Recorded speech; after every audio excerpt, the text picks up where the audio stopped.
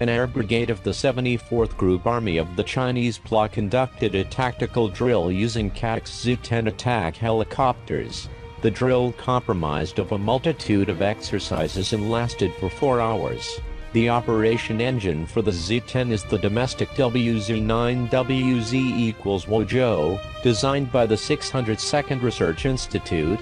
The previous claim of WZ-9 being a Chinese version of MTR-390 proved to be false, because according to the publicized official Chinese governmental technical documents, VK 2500, TV3-117 and Part 6 are all classified as third-generation turboshaft engines, a category Wuzhou 9 belongs to, while MTR-390 is classified as a fourth-generation turboshaft engine.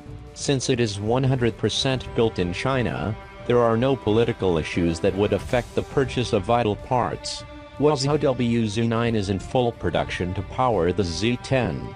Another new engine, developed by China and Turbomeka, is the WZ-16.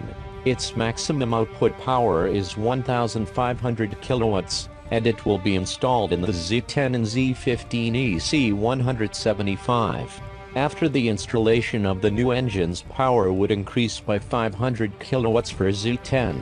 With WZ-9 turboshafts, Z-10 can carry 16 HJ-10 missiles with maximum takeoff weight, but the payload is very heavy for the Z-10 and engines and potentially risky for flying. So 8 missiles with other weapons serve as the maximum useful payload. After new WZ-16 engines are installed in the Z-10, it can carry 16 of them like AW-64.